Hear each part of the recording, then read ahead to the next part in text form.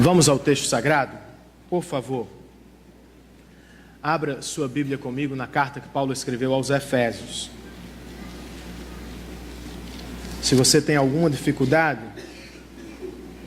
ela fica mais para o final da Bíblia, para o seu lado direito, portanto. Entre pequenas cartas você encontrará Efésios. Ao achá-la, vá ao capítulo de número 3. Estaremos no segundo parágrafo hoje. Como disse, eu passei as últimas 2 semanas longe de casa, trabalhando em um projeto de um novo livro. Mas regularmente eu fazia contato com a família. Eu ligava para falar com Sabrina e com as meninas. E Sabrina sempre se mostrava preocupada, no bom sentido, me colocando a par dos últimos acontecimentos de casa. Ela ficou praticamente 2 semanas sozinha com as meninas, em semana de provas, e ela sempre me atualizava o horário que acordavam, e como estudavam, e a que horas iam dormir, e como estava sendo difícil, mas prazeroso. Beatriz era mais sentimental. Ela é bastante sentimental. Quando recebia o telefone da mãe, a primeira coisa que falava era: pai, você já está morrendo de saudades de mim? E antes que eu pudesse responder qualquer coisa, ela completava: pois eu estou morrendo de saudades de você. Não vejo a hora de chegar o dia de encontrar você e lhe dar um abraço. Sofia foi como sempre, econômica e objetiva. Oi pai, tchau pai, te amo pai. Não fala muito ao telefone, e eu acabo por me acostumar com isso. Eu vou percebendo que ela não gosta, ela gosta do ao vivo e a cores. Mas de toda forma, os primeiros dias longe foram maravilhosos do ponto de vista da produção, porque eu estava concentrado em um local sem muitas distrações, trabalhando bastante. Mas os últimos foram mais difíceis. Eles se arrastavam lentamente e quase não terminavam. Mas quando enfim chegou o dia do nosso encontro, eu levantei mais cedo, terminei o último capítulo do livro e corri para a cidade, onde esperaria minha família chegar. E a cada meia hora eu ligava: Sabrina, vocês estão chegando? Estão perto? Já estão próximo da cidade? E ela: não, estamos chegando e vamos chegar, e coisa do tipo. Quando finalmente apontaram na esquina da casa do avô dela, eu fui para a rua esperar Sabrina e as meninas, e quando elas desceram do carro, a primeira coisa que elas fizeram foi me dar aquele abraço.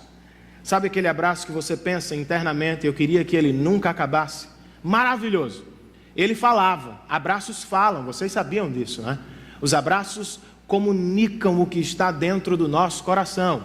O meu abraço falava às minhas filhas o quanto eu as amo e como elas me fazem falta. Mas o abraço delas também me comunicava alguma coisa. Elas também estavam falando sobre a saudade do coração delas e como eu faço falta a elas. Eu tenho prazer na vida delas. Mas é bom saber que as minhas filhas também se deleitam na minha presença. E eu espero que assim seja na sua casa. Eu espero que seja assim com o seu esposo, com a sua esposa, com os seus filhos. Mas será que é assim que nos relacionamos com o nosso Deus? Sabemos que em algum momento passado Deus nos salvou em Cristo Jesus, e que em um momento ainda mais passado isso se tornou realidade ou possível através da cruz. Sabemos também que em algum momento futuro, como cantamos hoje, Ele voltará para nos levar para a glória do Pai. Mas por agora, neste intervalo de tempo, como é que os cristãos vivem? Como é que você se relaciona com Deus? Ele é seu Pai. É assim que você lida com Ele. Você tem prazer na presença dEle. Você se deleita em buscá-lo, em ouvi-lo, em adorá-lo. J. Packer, um especialista em espiritualidade cristã, em seu clássico O Conhecimento de Deus, fala que a paternidade de Deus revela muito do cristianismo que temos no nosso coração. Ele escreve: o que é um cristão?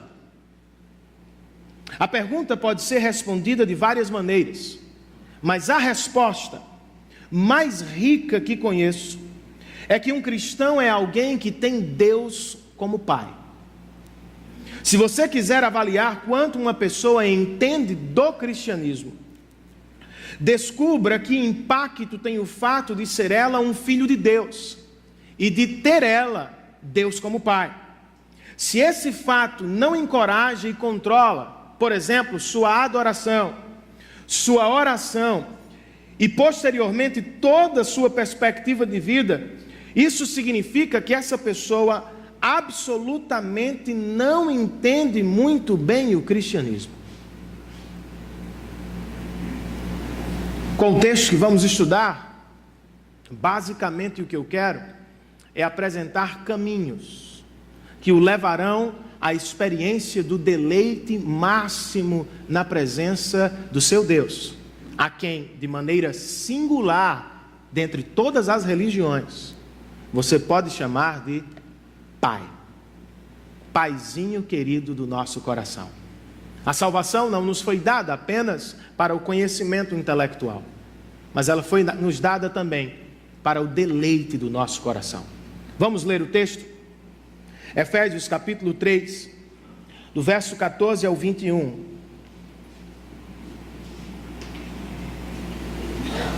A segunda oração que Paulo faz pelos Efésios ao longo da carta. O texto diz assim: por essa razão, ajoelho-me diante do Pai, do qual recebe o nome toda a família nos céus e na terra. Oro para que, com as suas gloriosas riquezas, Ele os fortaleça no íntimo do seu ser com poder, e isto por meio do seu Espírito, para que Cristo habite no coração de vocês mediante a fé. E oro para que, estando arraigados e alicerçados em amor, vocês possam, juntamente com todos os santos, compreender a largura, o comprimento, a altura e a profundidade, e conhecer o amor de Cristo que excede todo o conhecimento, para que vocês sejam cheios de toda a plenitude de Deus. Aquele que é capaz de fazer infinitamente mais do que tudo o que pedimos ou pensamos, e isto de acordo com o seu poder que atua em nós. A este Deus que chamamos de Pai, seja a glória na igreja e em Cristo Jesus, por todas as gerações e para todo o sempre. Amém. Vamos orar? Senhor, muito obrigado por estar de volta com os meus irmãos. Eu os amo em Cristo Jesus e tenho por eles zelo e amor pastorais. Muito obrigado, porque sei que eles também me amam e velam por mim em oração diante de Ti. Muito obrigado, ó Deus, por este relacionamento que desfrutamos. Muito mais, eu quero Te agradecer pelo relacionamento que podemos ter contigo. Por causa de Cristo Jesus, nós podemos Te chamar de Pai. E este é um privilégio cristão. Muito obrigado. Abra os olhos do nosso coração agora e nos permita entender e responder de maneira apropriada ao Teu texto inspirado. Que haja assistência do Teu Espírito, unção do Teu Espírito sobre nós, sobre mim e sobre os meus irmãos. E que através desta oração, aprendamos hoje um pouco mais sobre como podemos aprofundar o relacionamento contigo. Esta é a nossa oração em nome, por amor e para a glória de Jesus Cristo. Amém.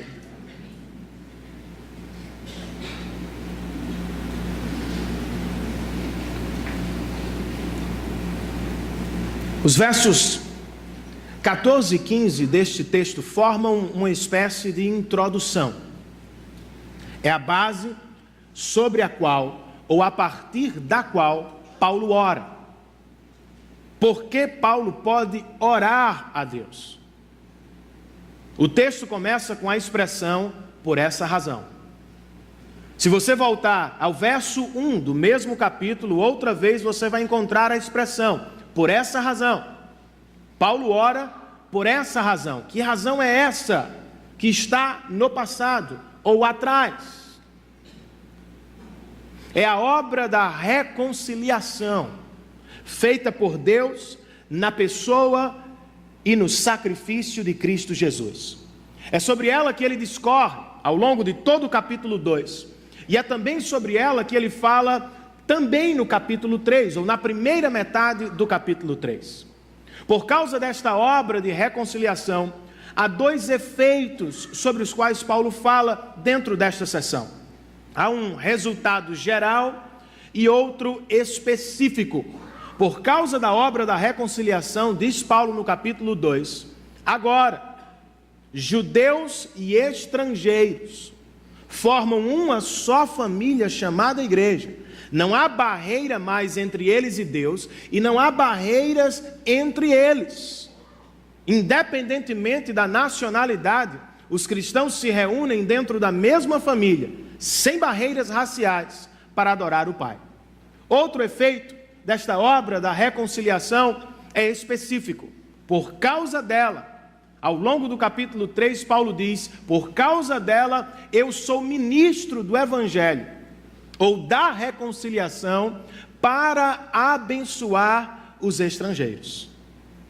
Paulo ora então, por causa da obra de Deus, revelada em Cristo Jesus. A quem Paulo ora? E isto de joelhos. Não é a forma comum do judeu orar. O judeu orava, e ainda hoje ora, de pé. Mas Paulo diz, de joelhos eu oro. Ou seja, de maneira séria e intensa eu busco isto. Eu me aproximo do Deus a quem podemos chamar, por causa de Cristo, de Pai. Eu oro ao Pai, o Pai de toda a família cristã, dos que já estão na glória e dos que ainda estão por aqui. Eu me aproximo não de um Senhor despótico, de um soberano cruel, de um rei ímpio, não. Eu me aproximo do ser mais poderoso do universo, mas com alegria e confiança no coração, porque eu sei que este ser também é meu Pai. E o que ele pede? Qual é o conteúdo, o teor desta oração? O que é que ele quer na presença do Pai, orando pelos efésios? Ele quer crescimento espiritual. Ele ora a fim de que os efésios cresçam, não apenas entendam o Evangelho, mas sejam pelo Evangelho transformados diariamente. Ele ora a fim de que os efésios não sejam cristãos superficiais, rasos, mas que eles desfrutem dos benefícios do Evangelho, a saber, que eles se deleitem no maior de todos os benefícios, a adoção divina. Que eles se deleitem na presença do Pai. É por isso que eu estou pregando este texto. Esta também é a minha oração por vocês e por mim. Não podemos ser cristãos rasos, fracos, medíocres, religiosos, domingueiros, dependentes de um mediador humano. O Evangelho é mais do que a moda. O Evangelho é mais do que um clube social. O Evangelho, pela graça de Deus, nos permite uma relação íntima, real e eterna com o Todo-Poderoso, a quem podemos chamar de Pai. Como é que nós aprofundamos o relacionamento com Deus? Como é que você pode se deleitar, não apenas conhecer, não apenas frequentar, mas se deleitar na presença do seu Pai? Com a oração de Paulo, eu posso oferecer 3 conselhos que certamente vão nos ajudar nesta busca por uma vida cristã mais profunda, mais viva e mais real.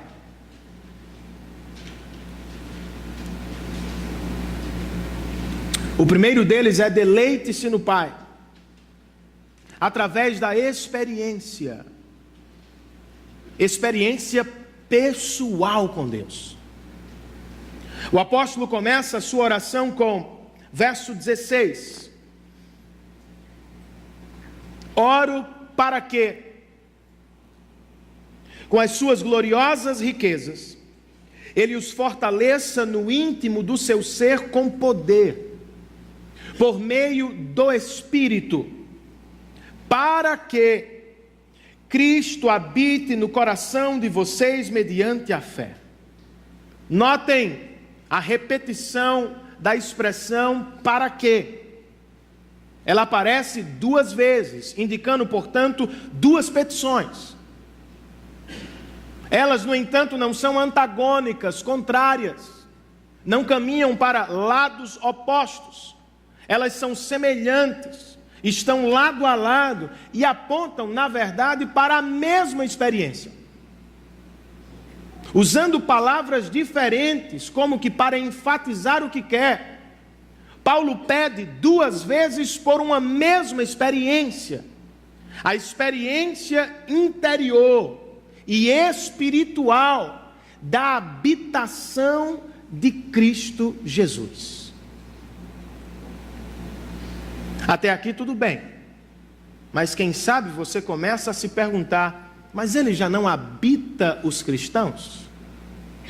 Os efésios já não são habitados pelo Espírito de Cristo no seu coração? Certamente que sim. Então por que Paulo pede pela habitação de Cristo no coração dos cristãos? Um teólogo por nome de Donald Carson, que, se Deus permitir, estará conosco no próximo ano. Ele é um dos maiores teólogos da atualidade e estará pregando no congresso da Juvep, e por graça fizeram contato comigo recentemente e possivelmente ele estará conosco aqui no próximo ano. D.A. Carson escreve assim: à primeira vista, parece estranho Paulo orar para que Cristo habite no coração do cristão ou dos cristãos. Acaso ele já não vive neles? Para responder, notemos que o foco do pedido não se acha na habitação primeira de Cristo, mas em sua presença contínua. O verbo grego usado nesta oração é vigoroso, denotando uma habitação permanente e não uma estada temporária. Ele não pode habitar domingo e depois no outro domingo. João Calvino explica a mesma experiência com as seguintes palavras: o propósito de Paulo é mostrar que não basta ter Cristo presente em nossas línguas ou flutuando nos nossos cérebros. Ele precisa tomar a sede do nosso ser. Cristo precisa habitar o nosso coração. Por quê? Com que propósito, com que objetivo ele precisa se assentar de maneira soberana e continuada nos nossos corações? O Dr. John Stott escreve: onde Cristo habita, ele tem de reinar. Jesus não entra na vida do cristão apenas para animar e consolar. Quando ele entra, entra para reinar. Em outras palavras, irmãos, Paulo está orando a fim de que, por meio do Espírito Santo, Cristo a cada dia reine de maneira soberana em nossas vidas e de maneira continuada coloque a nossa casa em ordem para a glória dele. Pode parecer pouca coisa para você, Mas isso aqui é estupendo. O Deus Todo-Poderoso, que não habita nessas 4 paredes, nem pode habitar naquela outra faraônica, do outro lado da Epitácio, de maneira humilde, por meio do seu Espírito, habita em você. E como é que esta experiência pessoal com a habitação de Cristo pode aprofundar, pode fortalecer o seu relacionamento com o Pai? Praticamente, para viver uma relação ou para desfrutar da presença do Pai, eu e você precisamos desejar esta experiência, a habitação de Cristo, mas não de qualquer maneira, nós precisamos desejá-la ardentemente. Mas você teria a coragem de dizer que a deseja ardentemente? Que ora regularmente por ela? Que se preocupa com sua vida espiritual? O maior pastor e filósofo do século XVIII nos Estados Unidos, Jonathan Edwards, falando sobre sua época e certamente olhando para o futuro, escreveu o seguinte: nossos deleites externos, nossa ambição e reputação e nossos relacionamentos humanos, por todas estas coisas nossa alma anseia, nosso apetite é intenso, nosso amor é quente e afetuoso e nosso zelo é ardente. Nosso coração é tenro e sensível quando se trata destas coisas. Ele é facilmente movido, profundamente impressionado, muito preocupado e grandemente engajado. Ficamos deprimidos com nossas perdas e entusiasmados e felizes com nossas conquistas terrenas e prosperidade. Mas quando se trata dos assuntos espirituais, como nos sentimos entediados? Quão pesado e duro fica o nosso coração?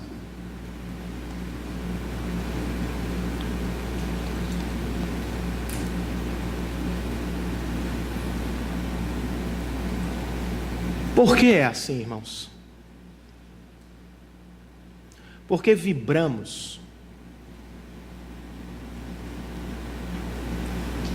com conquistas materiais e pouco buscamos crescimento espiritual.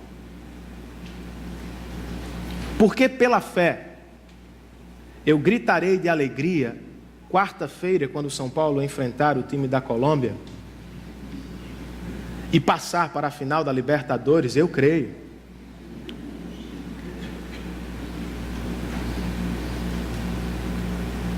Porque por vezes eu vibro com estas coisas, mas o meu coração não é nem um pouco tocado pelas coisas do Senhor. Será mesmo que as coisas terrenas são melhores do que as coisas espirituais? Ou será que o problema é a satisfação em si mesmo?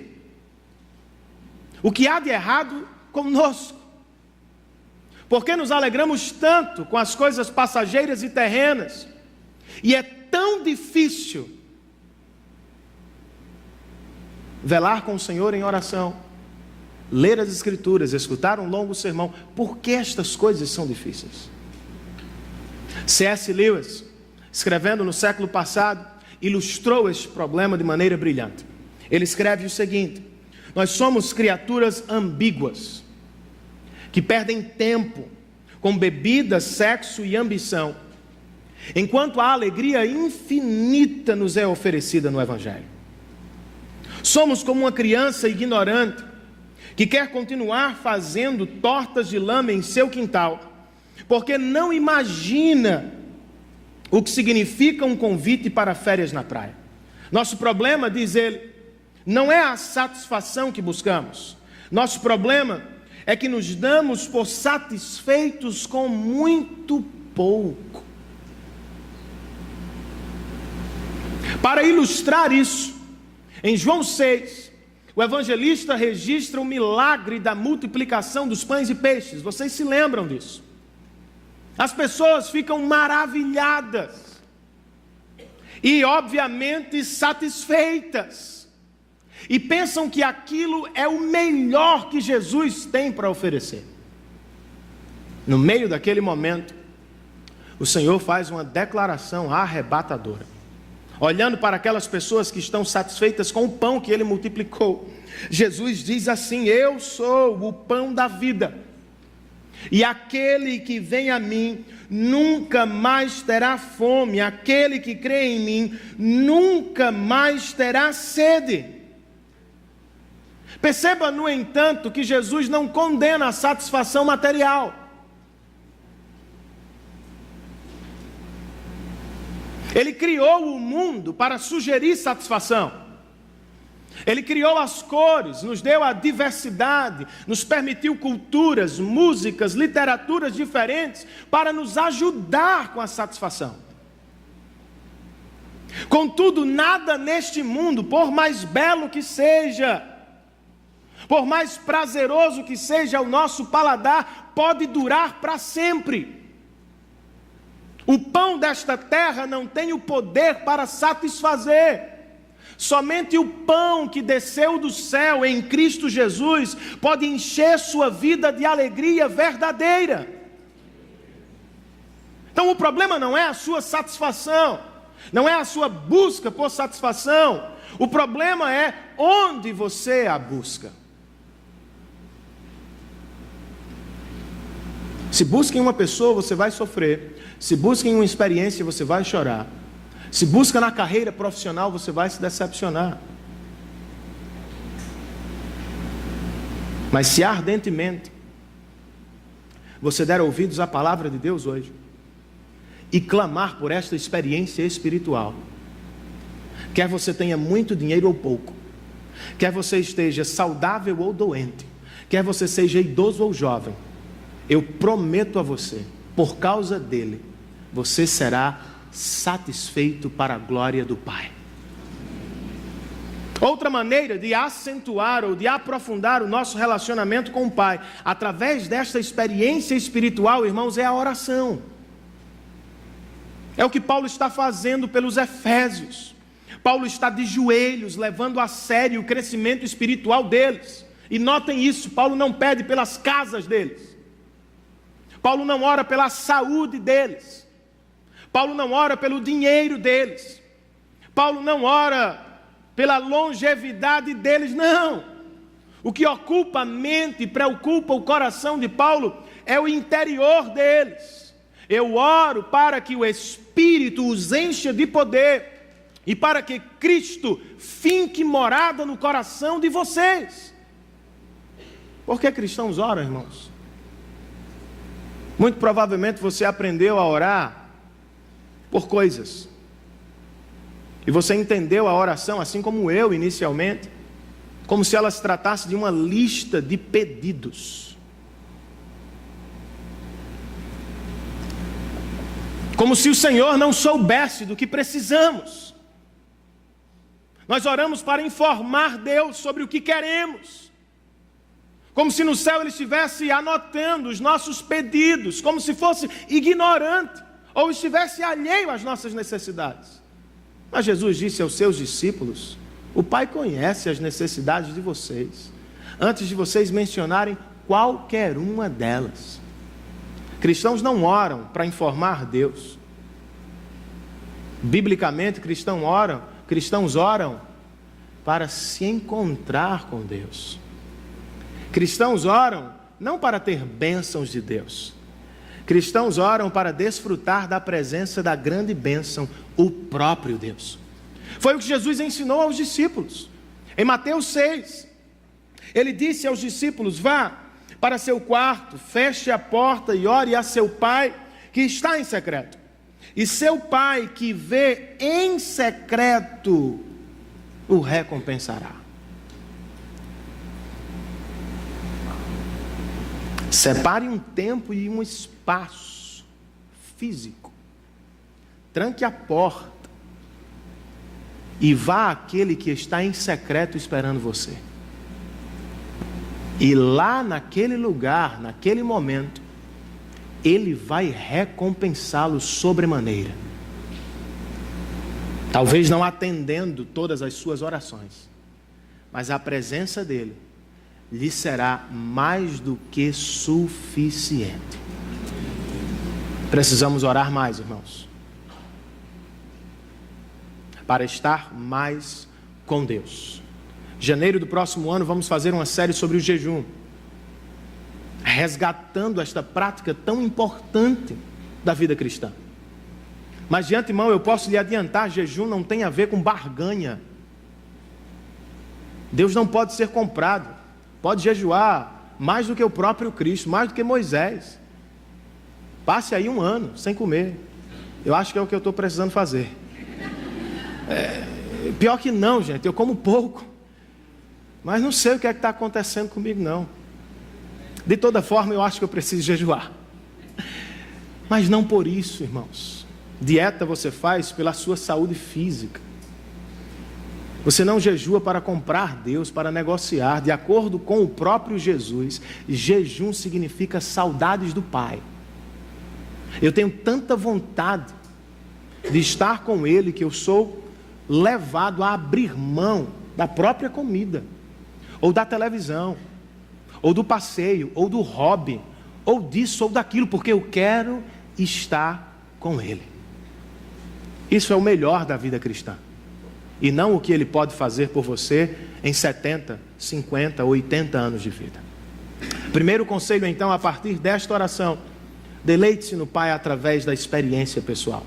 Segundo conselho prático: como você se deleita na presença do seu Pai? Deleite-se no Pai através da palavra. Perceba isto. Curiosamente, Paulo começa pela experiência, mas agora ele se movimenta para o intelecto, para a mente. Imediatamente ele voltará à experiência, nos mostrando a relação entre as duas coisas. Agora, nós voltamos à sua oração na parte B do verso 17, quando ele diz: e oro para quê?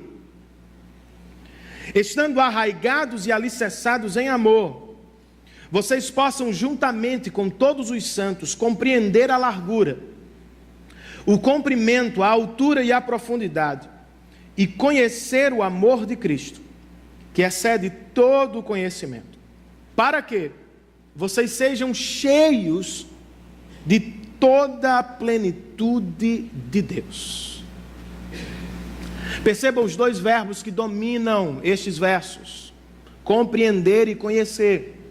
Notem também o substantivo conhecimento. Os 3 vocábulos tratam da mente, a atividade da nossa mente.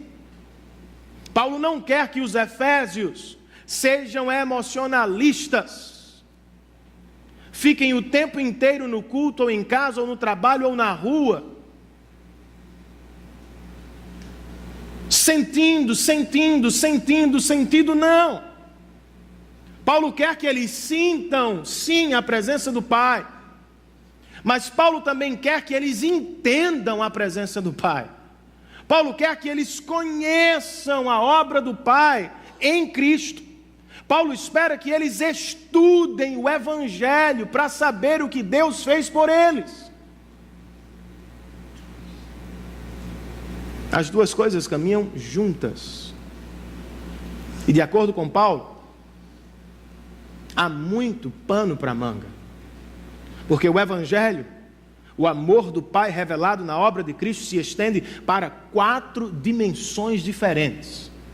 O que levou alguns irmãos nossos a perceber a figura da cruz nas 4 direções do amor do Pai. Eu prefiro ficar com o que John Stott escreve, nos explicando as dimensões do amor do Pai. Ele diz: o amor de Cristo é suficientemente largo para abranger a totalidade da humanidade, suficientemente comprido para durar por toda a eternidade, suficientemente profundo para alcançar o pecador mais degradado e suficientemente alto para levá-lo ao céu. De modo semelhante, o pastor americano Mark Driscoll escreve: o amor de Deus é largo o suficiente para acolher qualquer pessoa em qualquer lugar, comprido bastante para se estender desde o princípio até o final dos tempos, profundo o necessário para alcançar até o pior dos pecadores, e consideravelmente alto para nos elevar ao reino celestial do Pai. Estudar o Evangelho é voltar ao passado e olhar para a eternidade futura. É perceber os seus efeitos nos nossos corações e nos corações dos outros. É falar do ontem, do hoje e do amanhã. Tem muito assunto dentro do próprio Evangelho. Mas uma coisa Paulo quer que eles entendam: eles precisam estudar o Evangelho, aprender o Evangelho, se dedicar à palavra de Deus para compreender o Evangelho. Mas isso eles precisam fazer em comunidade. Eu quero que vocês compreendam o Evangelho, conheçam o amor do Pai revelado em Cristo, mas isto vocês devem fazer juntamente com todos os santos. Não há cristianismo solitário, nem aqui, nem na Bíblia, nem no céu. Se você não gosta de gente, comece a gostar. Por causa de Cristo, a gente gosta de você. Você começa a se gostar. Você vai ter que gostar dos irmãos, mesmo que sejam diferentes, para todos sempre. E por mais diferentes que sejam, eles têm algo para ensinar que você ainda não aprendeu. Ao término do culto da manhã, um irmão me perguntou: pastor, eu estou discutindo com a minha família sobre a vida cristã e minha filha de 14 anos, e eu louvo a Deus por isso, me cobra a leitura bíblica e me cobra a leitura de livros cristãos. E eu digo para ela: filha, não, a minha vida com Deus está boa, é suficiente, eu não preciso ler, eu não preciso aprender, eu estou satisfeito com o que eu vejo e com o que eu faço. Eu disse: meu irmão, eu acredito na sua salvação, creio que o Senhor habita o seu coração, mas eu sinto em lhe dizer, você está perdendo muito da vida cristã. Mas pastor, será que você precisa mesmo de João Calvino? Será que você não pode só ler a Bíblia? Eu falei: eu posso ler a Bíblia, eu devo ler a Bíblia como meu primeiro livro. Mas por graça de Deus e por propósito de Deus, Ele me deu homens e mulheres que viram o que eu não vi e que podem ser instrumentos de Deus para me ajudar no amor ao Pai. Eu não venero os homens, eu não me prostro diante dos meus mestres. Eu amo os homens e mulheres de Deus que me fazem amar mais a Deus. É por isso que eu leio, é por isso que eu estudo e é por isso que você deve fazer. É por isso que estamos em igreja. Precisamos uns dos outros. Mas outra coisa que eles precisam lembrar, os efésios: embora conheçam o Evangelho, o amor do Pai revelado em Cristo, eles precisam saber antecipadamente: eles jamais vão esgotar o conhecimento de Deus. Ele nos diz isso aqui: compreendam, estudem, conheçam, mas saibam antecipadamente que o amor de Cristo excede todo conhecimento. Nunca vamos esgotar o amor de Cristo por nós, nem agora, nem na eternidade. Graças a Deus por isso. Se você achava que só ia ficar cantando com um grupo de louvor da IPBE no céu, eu sinto em lhe dizer, meu amigo, eu não vou mais ensinar você não, mas quem sabe Paulo, Davi ou o próprio Cristo sentará diante de nós e nos pregará sobre o amor do Pai por nós. Será eterno estudo da palavra de Deus. Graças a Deus por isso. Agora, com que propósito, irmãos, nós devemos nos esforçar para conhecer e estudar o Evangelho de Cristo? Por que você não pode ler a Bíblia uma vez por semana? escutar a Bíblia uma vez a cada 7 dias. Há 2 propósitos aqui. Primeiro, Paulo diz no verso 17: eu oro para que vocês estejam arraigados e alicerçados em amor. As 2 metáforas, botânica e arquitetônica, respectivamente, tratam da profundidade em contraste com a superficialidade. Vocês precisam estudar o Evangelho, conhecer o Evangelho, ler a palavra de Deus, a fim de que vocês sejam cristãos profundos, estejam arraigados como as árvores e sejam estáveis como um edifício. Com que objetivo?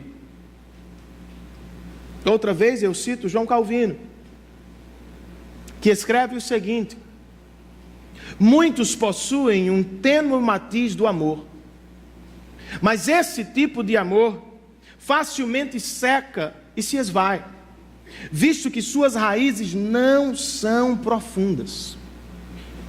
Paulo, porém, deseja que o amor esteja indelevelmente arraigado em nossa mente, para que o mesmo se assemelhe a um edifício bem alicerçado, ou a uma árvore profundamente fincada no solo. E o sentido simples e verdadeiro do texto consiste em que devemos viver tão profundamente radicados em amor, e o nosso fundamento tão solidamente apoiado em suas bases profundas, a ponto de nada ser capaz de abalá-lo.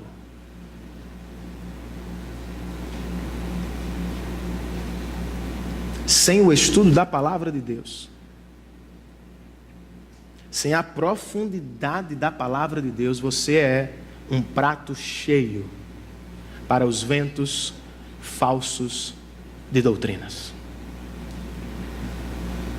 Facilmente você é levado da esquerda para a direita, da direita para a esquerda. Facilmente você duvida do amor de Deus. Você se afasta de Deus, porque você não conhece profundamente. Mas se você é um cristão bíblico, se a sua vida está pautada não no que as pessoas falam, não no que você sente, mas no que está revelado, que venham os ventos de doutrinas falsas, você ficará firme no seu lugar, porque você tem a palavra de Deus. Que venham os ventos de sofrimento e de dificuldade, que vão mexer com os seus sentimentos e com as suas emoções. Pessoas vão duvidar do seu Deus e vão dizer a você o que disseram ao salmista: onde está o teu Deus se tudo dá errado? Se você depende do exterior, você realmente vai ter que concordar com elas. Mas se você está arraigado na palavra de Deus, construindo a sua vida sobre a palavra de Deus, você dirá: o meu Deus está no mesmo lugar de sempre, reinando de maneira soberana no trono de Deus. Eu preciso de profundidade, mas há um outro objetivo ou propósito pelo qual você deve estudar a palavra, amar a palavra, se dedicar à palavra. E este não fica meramente no meu intelecto. Paulo diz aos Efésios: vocês precisam estudar e compreender o Evangelho, a fim de que sejam cheios de toda a plenitude de Deus. A experiência da habitação agora foi ao campo do intelecto, mas Paulo não quer que sejamos, como chamamos por aí, cabeções da fé, girinos, com a cabeça gigantesca, sem sentir ou experimentar o que sabe. Paulo está dizendo: eu quero que vocês conheçam e aprendam o Evangelho, não para se apresentar diante dos outros como aqueles que sabem de tudo. Eu quero que vocês estudem a palavra, a fim de que vocês desfrutem ainda mais do Pai que se revela na palavra. Basicamente é a diferença entre alguns cristãos que não se dedicam à palavra e há outros que se dedicam. Uns desfrutam pouco, outros desfrutam muito, porque vão à palavra de Deus. Como é que esta atividade mental, que por vezes é difícil e exige de mim e de você, mas o trabalho não exige? A prova da sua faculdade não exige? Você não quer ser um excelente profissional, por isso perde noites de sono? Como é que a palavra de Deus pode nos ajudar, irmãos, nesse crescimento espiritual ou neste relacionamento com o Pai? Obviamente, a primeira aplicação que eu posso fazer aqui é: amigo velho, você precisa ler a Bíblia. Não comigo, uma vez por semana. Você precisa ler a Bíblia regularmente. Renan, mas por que eu preciso ler a Bíblia? Por que cristãos leem a Bíblia? Não é para obter informação acerca de Deus, irmãos. É para se encontrar com o próprio Deus que se revela aqui. Como dizia Ambrósio no 4º século, quando lemos a palavra de Deus, Deus passeia conosco, como fazia com os nossos pais no jardim. Eu não leio a Bíblia em busca da geografia arcaica antiga, ou da história dos babilônios, dos persas, ou mesmo dos judeus. Tudo isso faz parte, me ajuda. Mas a Bíblia não é um livro de caráter científico. A Bíblia é um livro de revelação. Ela revela o meu Deus, a quem eu chamo de Pai. Para um não cristão, para quem não nasceu de novo, é entediante, é chato. O cara dorme na primeira página. Mas para o cristão, embora por vezes seja difícil, ler a Bíblia é uma aventura de prazer e deleite. Os cristãos não apenas leem a Bíblia, irmãos, eles meditam nela, eles se deleitam nela. Eles oram a Deus pela leitura e eles vão à leitura para encontrarem o próprio Deus aqui. Não tem vida cristã profunda sem Bíblia. Você nunca vai desfrutar da vida cristã plenamente através de um culto por semana. Eu sou um ajudante. A igreja do Senhor é reforço escolar. Mas se você não fizer a tarefa de casa, você vai viver na mediocridade da vida cristã, à margem do que Deus tem para você. Abra a Bíblia e leia a Bíblia. Mas não faça de qualquer jeito. Não apenas leia a Bíblia. Leia a Bíblia, orando a Deus para ser transformado por ela. Para usar uma expressão de Jonathan Edwards, para ser afetado por ela. E agora eu vou citar 2 parágrafos de um texto dele riquíssimo. E eu gostaria que você prestasse atenção, ou acompanhasse a citação. Jonathan Edwards escreveu no século XVIII, falando sobre a relação entre os sentimentos e a fé, sentimentos e a Bíblia. Ele disse o seguinte: o afeto é, na verdade, a motivação do ambicioso, daquele que é voraz na busca de realizações mundanas. Os afetos impulsionam o ambicioso rumo à sua busca de reconhecimento neste mundo. Também levam o lascivo a perseguir o prazer e as delícias sensuais. O mundo prossegue em constante agitação e atividade na busca dessas coisas. Mas se o afeto fosse tirado, a fonte de toda a atividade acabaria e todo o movimento teria fim. E se isto vale para os assuntos mundanos, também vale nas questões de fé. A fonte das ações reside em grande parte nos afetos religiosos. E olha o que ele diz agora: aquele que possui apenas conhecimento teórico e doutrinário, sem afeto, jamais alcançará a excelência da fé.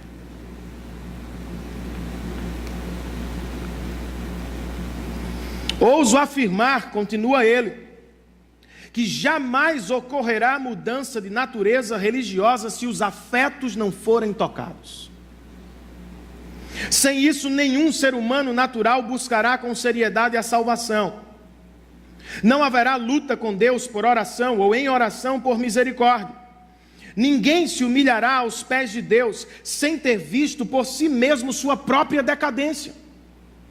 Ninguém jamais será levado a procurar refúgio em Cristo enquanto seu coração não for afetado. De modo semelhante, continua Edwards, nenhum santo abandonou sua frieza e falta de vida, nem se recuperou da apostasia sem ter o coração afetado. Em suma, conclui ele, nenhuma mudança significativa na vida acontece enquanto o coração não é profundamente afetado por Deus.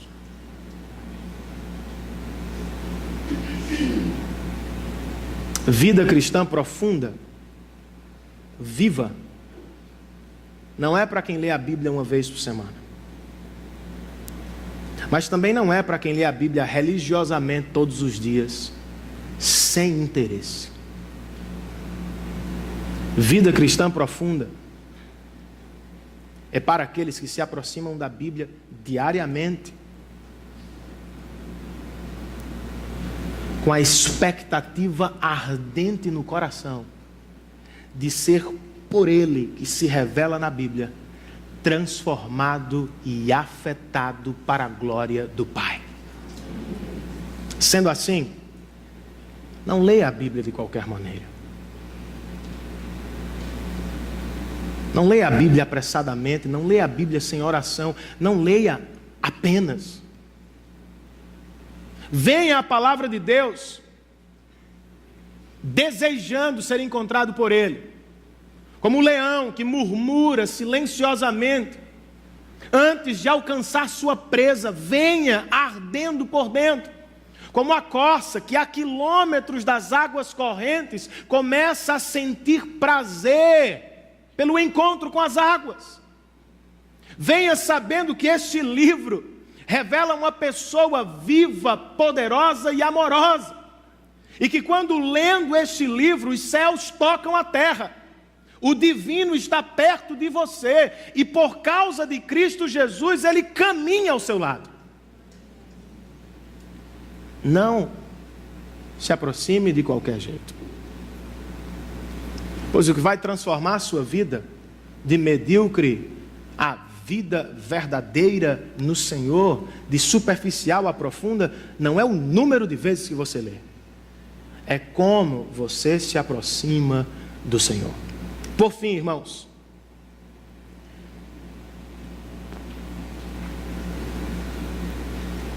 o terceiro conselho de Paulo, ou o que eu posso fazer a partir da oração de Paulo, é o seguinte: deleite-se no Pai através da adoração.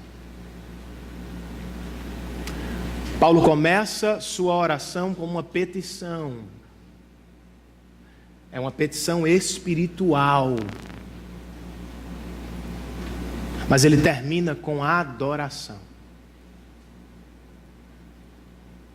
Aquele, diz o verso de número 20, que é capaz de fazer infinitamente mais do que tudo o que pedimos ou pensamos, de acordo com o seu poder que atua em nós. A Ele seja a glória na igreja e em Cristo, por todas as gerações e para todos sempre. Amém. Primeiro, porque é que Paulo está explodindo em adoração? Porque é que ele é lançado aos céus, por assim dizer, para tentar perceber ou se aproximar da majestade de Deus. Eu poderia usar as minhas palavras, mas John Stott foi muito melhor, e é por isso que eu vou citá-lo. Porque Paulo adora o Pai.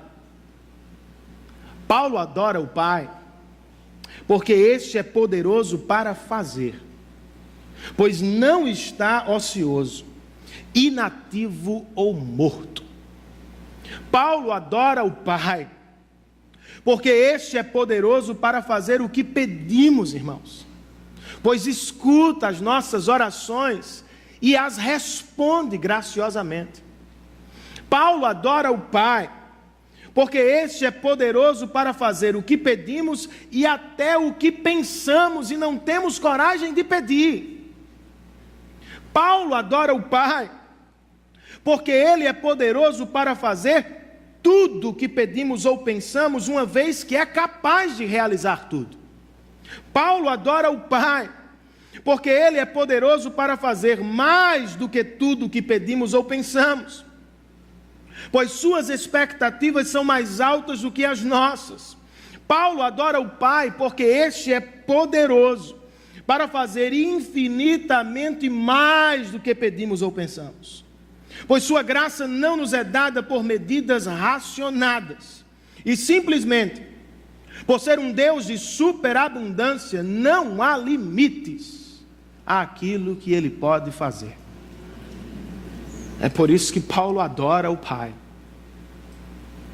O que o lança em adoração é a capacidade de Deus. Mas onde se dá esta adoração?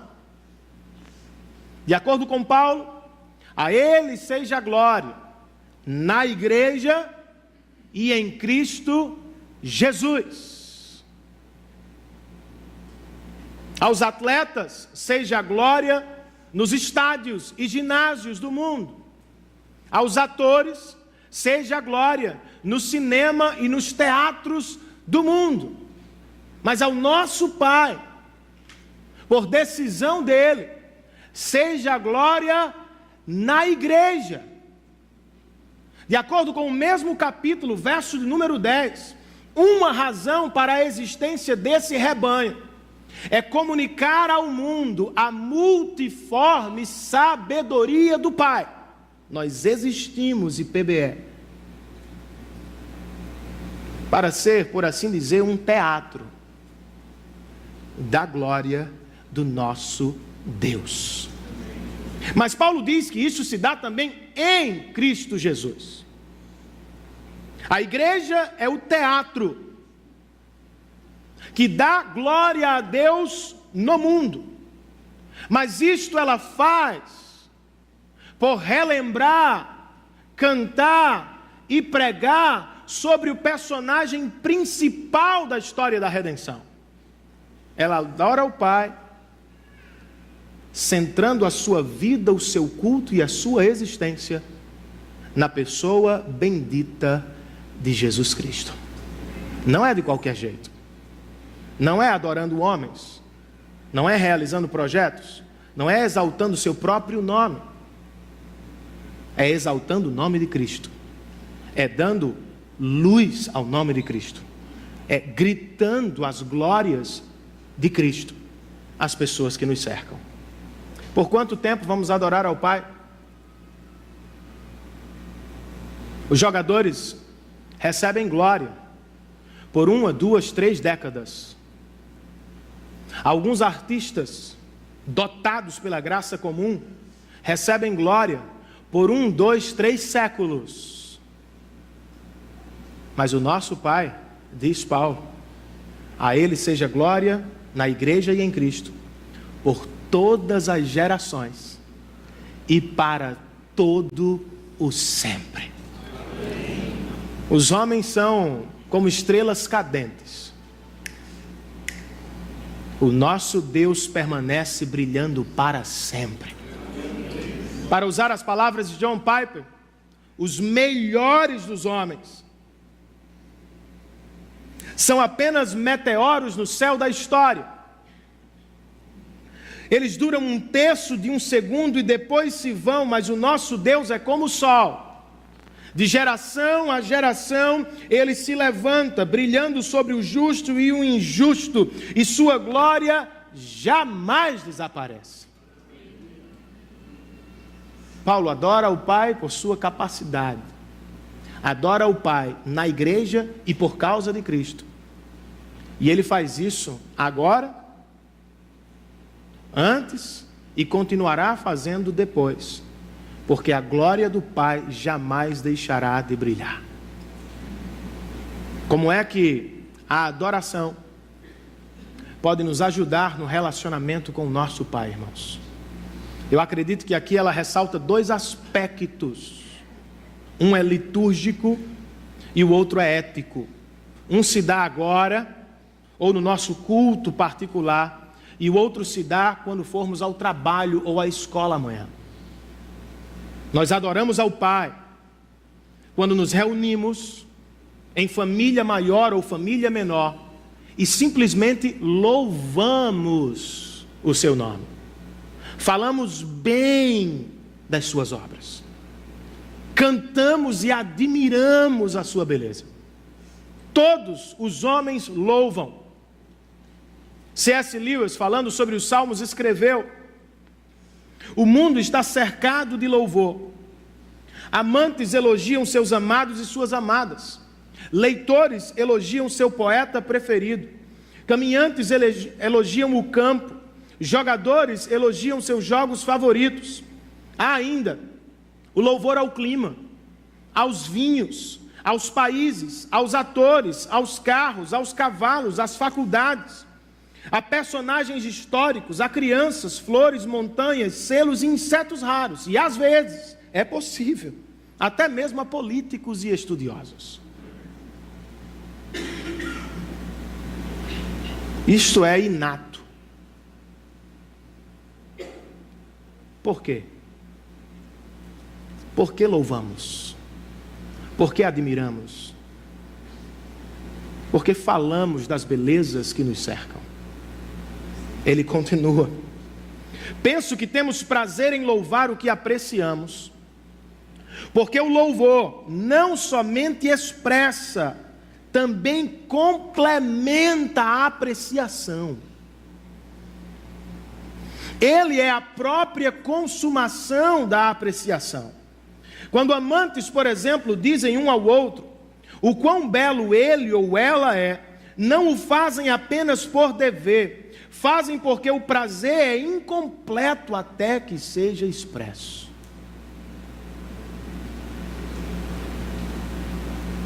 O problema não é o louvor, é a quem vamos louvar. Em um sentido, podemos louvar os homens, a criação, a inteligência e sabedoria, mas em outro sentido estaríamos fadados à decepção, se só assim vivêssemos. Porque nenhum homem ou mulher, nenhuma experiência ou paisagem pode suplantar ou se equiparar à perfeita beleza de Deus. Nada, nem ninguém pode encantar de maneira poderosa e plena os seus olhos e o seu coração, a não ser o Criador, puro, perfeito, sábio e poderoso. Nós fomos feitos para o louvor da glória de Deus. E só acharemos verdadeira alegria neste exercício de apreciação do nosso Deus. O aspecto prático ou ético, irmãos, que tem a ver com a adoração na vida. Santo Agostinho escreveu em A Cidade de Deus: tudo flui a partir da glória. Resolvida a questão da glória, isto é, para onde ela se encaminha e quem a merece, então tudo mais estará decidido. Esta é a razão de todos os problemas da humanidade. É um problema de glória. Algumas pessoas vivem para dar glória a outras pessoas. A maioria, porém, vive para conquistar, conseguir e receber glória para si. O cristão, ao contrário da maioria, transformado pelo Espírito no interior, já não vive mais na lei do menor esforço para conquistar glória para si. Ele vive na lei do maior esforço para dar glórias a Deus. Ele não orbita mais em torno do seu ego ou do seu umbigo. Ele não vai ao trabalho apenas para conquistar dinheiro para si. Ele não produz canções, livros ou poesia apenas para ser aplaudido. A partir da transformação interior do Evangelho, tudo que o cristão faz terá de ser para a glória de Deus.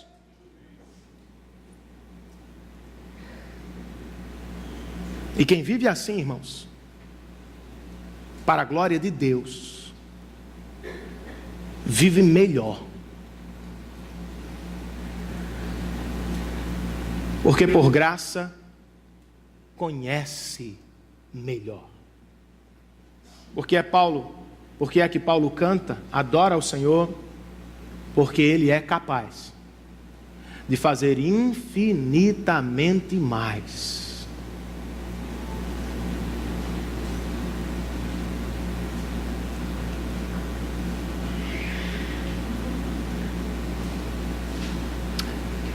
Talvez você não creia.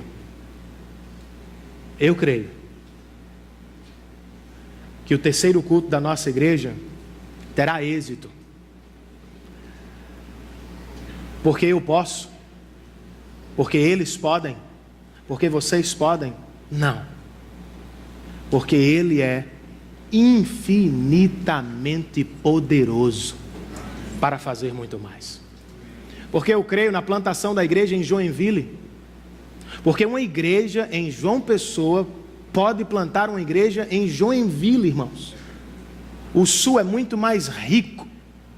Mas hoje nós temos um missionário na cidade de Joinville, arrebanhando 50 pessoas por domingo. Quando eu cheguei lá, tinha 5. Com 2 anos o Senhor arrebanhou 50. Renan, vai acontecer o que nos próximos anos? Deus vai arrebanhar mais. Porque Tiago pode? Porque nós podemos? Não! Ele pode infinitamente mais. Por que é que Levi e Bruna vão à África? Vocês acham que nós temos dinheiro para isso? A propósito, você prepare o seu bolso, viu, meu irmão? Não gaste só com você e com sua família, não. Viva para a glória de Deus e use o seu dinheiro também para a glória de Deus. Eu vou até ficar calado, mas é melhor.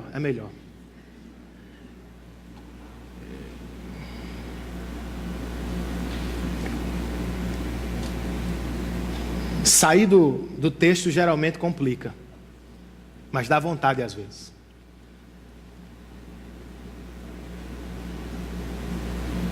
Eles vão chegar à África. Não porque podem, não porque fizeram o curso em Recife, não porque você tem, não porque eu posso. Eu oro por isso, irmãos. Eu quero fazer parte dos sonhos de Deus, dos planos de Deus. Eu quero que o nome de Cristo seja alcançado entre todas as nações do mundo. Mas isso é grandioso demais, irmão. Isso é faraônico, isso é loucura. Foi, meu irmão, deve ser loucura para você. Mas quando eu me coloco diante deste Deus, eu tenho certeza que Ele é poderoso para fazer infinitamente mais, desde que os meus pedidos sejam para a glória dEle. Sabe por que Deus não responde você? Sabe por que Deus não me responde às vezes? Porque eu estou pedindo para a minha glória. Eu quero passar para a minha glória. Eu quero ter para a minha glória. Eu quero ir para a minha glória. O jovem me procurou e disse: pastor, eu vou receber um aumento. Eu acho que eu joguei um balde de água fria nele. Porque eu não perguntei se ele ia para a Disney. Eu não perguntei se ele ia passear. A primeira coisa que eu perguntei para ele foi: quanto é que você vai ofertar para o campo missionário? Espera aí, pastor, nem recebi o aumento ainda?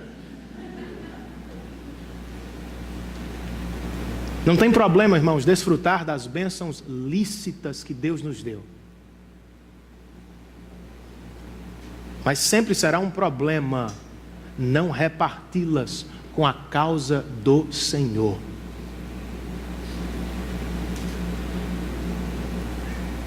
Viva para a glória de Deus. Amanhã, depois de amanhã, todos os dias, para a glória de Deus. Amém, queridos? Eu queria chamar a banda, nós vamos à ceia do Senhor, e enquanto ela se aproxima, queria voltar à citação inicial, com a qual eu abri a mensagem de hoje. J.I. Packer, o mestre da espiritualidade, pergunta o que é um cristão.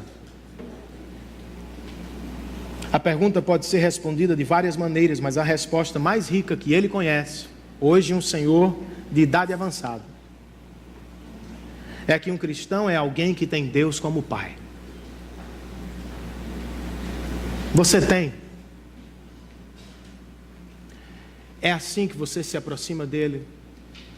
É assim que você se relaciona com ele? Eu disse a vocês que quando as meninas chegaram com Sabrina, nós nos abraçamos, e aquele abraço foi maravilhoso. Mas imediatamente depois, Bia me chamou no canto e disse: pai, eu fui bem em todas as provas, exceto ciências. O que é que você acha que eu deveria ter dito? O que você diria no meu lugar? Eu ri, eu dei uma gargalhada,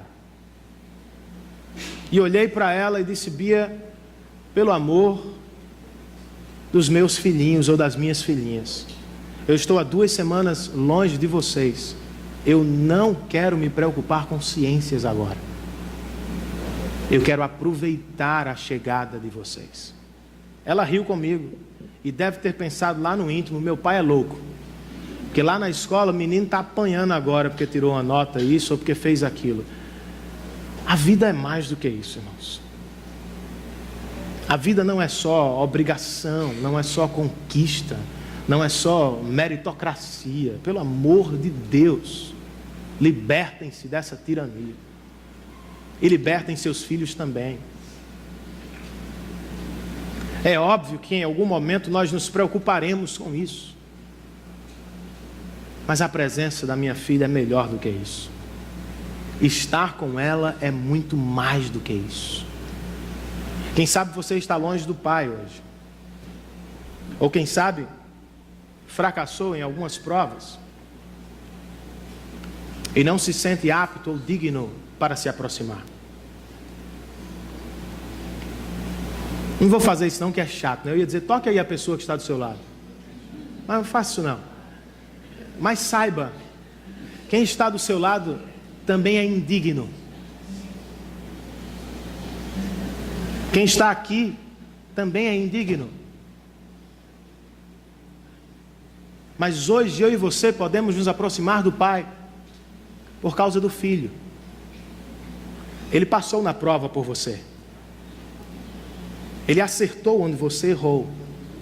Ele cumpriu o que você deixou pela metade.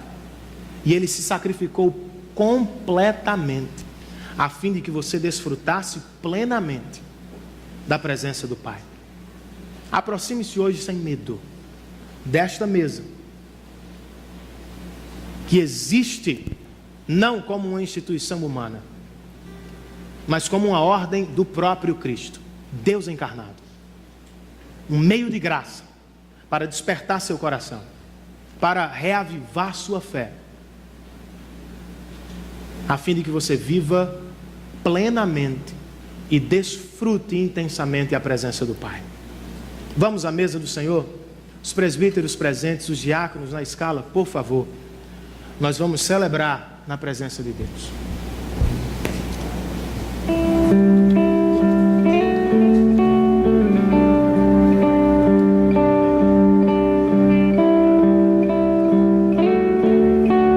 Prepare o seu coração, cantando ou ouvindo essa canção.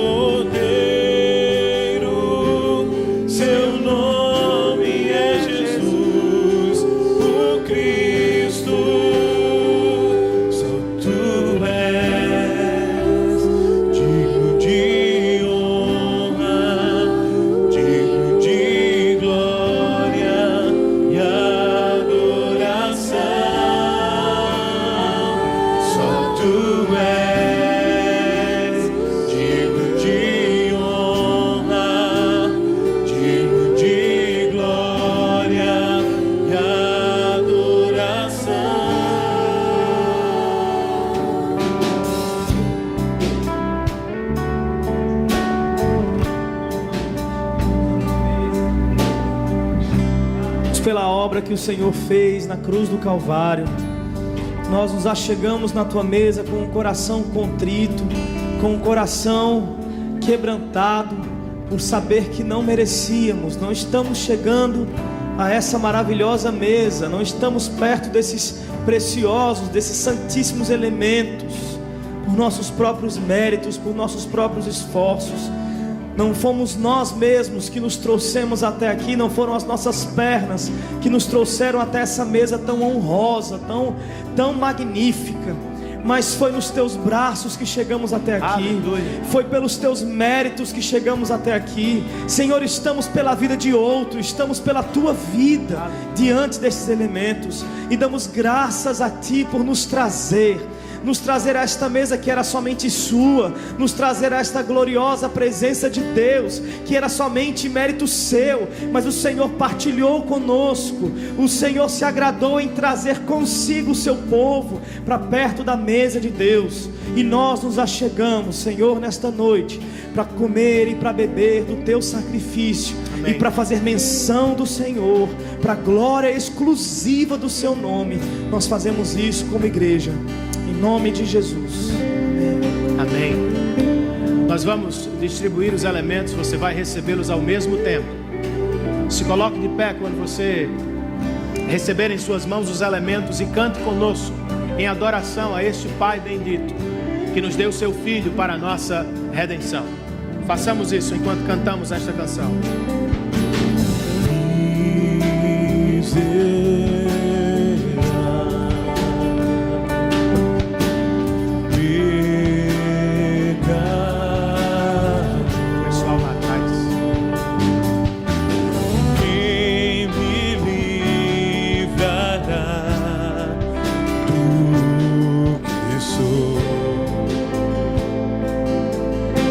Sua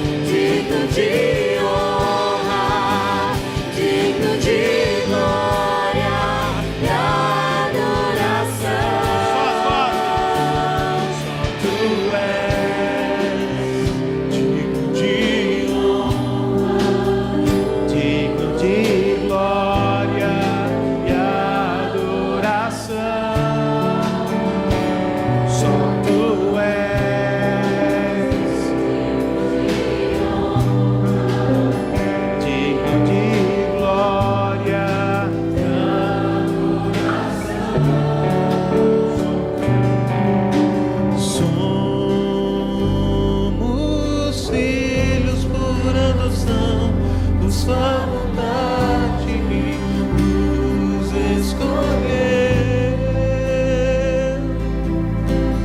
Reconciliados fomos lá na cruz, herdeiros somos do seu reino. Somos filhos por adoção, sua vontade.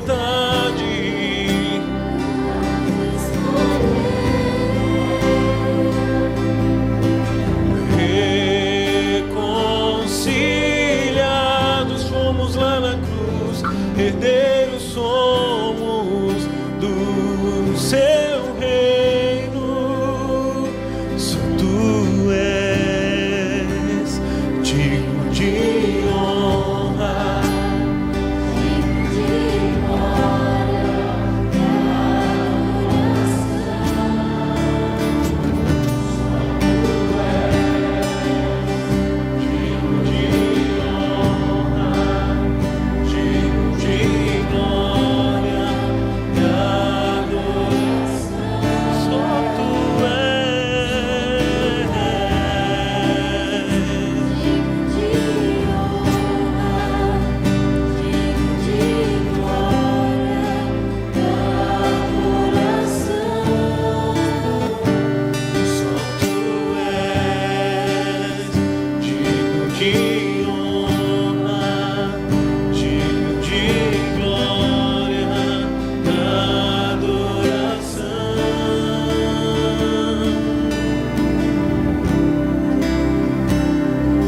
Graças a Deus, queridos. Todos receberam os elementos. Só ficaram de fora os presbíteros e diáconos, está ótimo. Fazemos depois.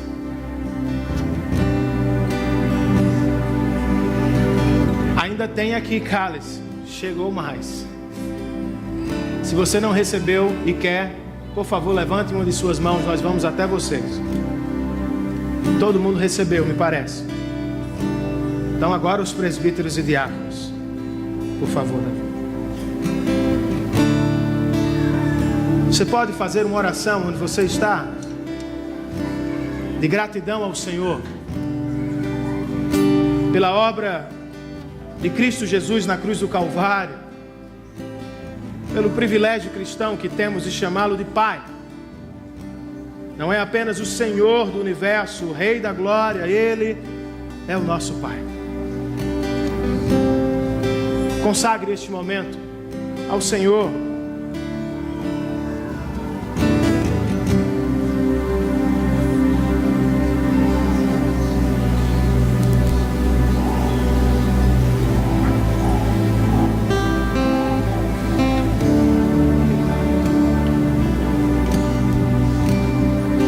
Milagre do pão e do vinho.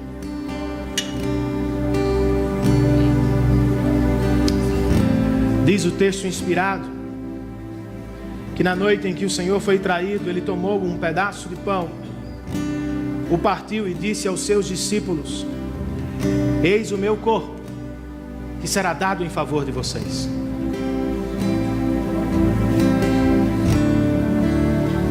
Vamos participar deste pão, dando glórias ao Cristo que foi partido por nós, para nos dar a presença eterna do Pai. Façamos isto.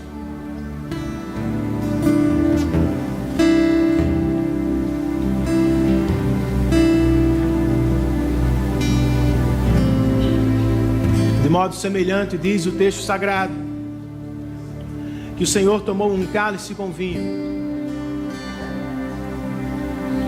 e disse aos seus discípulos: eis o cálice da nova e eterna aliança que tenho com vocês.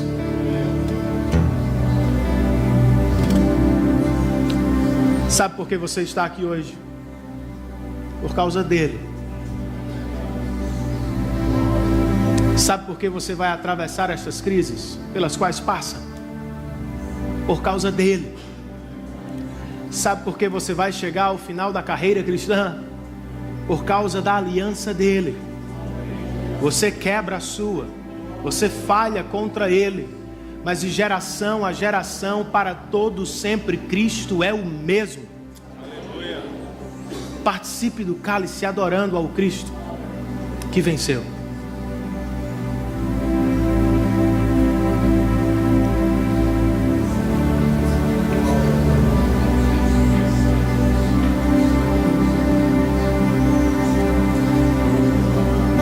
Com sua mente, com seu coração, se esforce agora para se deleitar na presença do Pai. Não há nada melhor para fazer. Não há nenhum compromisso tão sublime como este. Ele passeia por entre essas cadeiras. Por meio do Espírito Santo, Ele habita no meio da sua igreja. Fale com Ele agora em adoração. Sinta-se abraçado por Ele no seu coração. Relembre quem um dia você foi. E veja quem você é hoje pela graça de Deus. Perceba as muitas dádivas e graças do Senhor que estão sendo derramadas sobre você hoje. E se por alguma razão você está distante, frio ou indiferente à obra do Senhor, dobre-se em arrependimento na presença dEle e clame por renovação espiritual. Mas não saia daqui como você entrou. Não feche a porta do seu coração para a glória de Deus.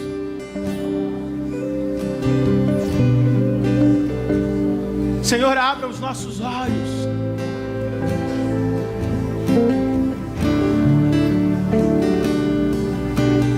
Por graça e para a glória do santo nome de Cristo Jesus, Espírito Santo de Deus, opera outra vez no nosso coração. Nos dá mais uma vez a alegria da Tua salvação. Coloca no nosso coração júbilo, na nossa boca a adoração, que haja no coração de cada cristão aqui prazer e satisfação em Tua presença, Senhor. Renova quem está fraco, levanta quem está caído, dá força, Senhor, a quem está desanimado. Por graça, Espírito Santo, aqueça o nosso coração outra vez. E agora, na igreja, em Cristo e por causa dele, seja a glória ao Pai por todas as gerações e para todo sempre. Amém. Só Tu és, cante ao Senhor. Só Tu és digno de honra, digno de glória e adoração. Só Tu és digno de honra, digno de glória e adoração. Só Tu és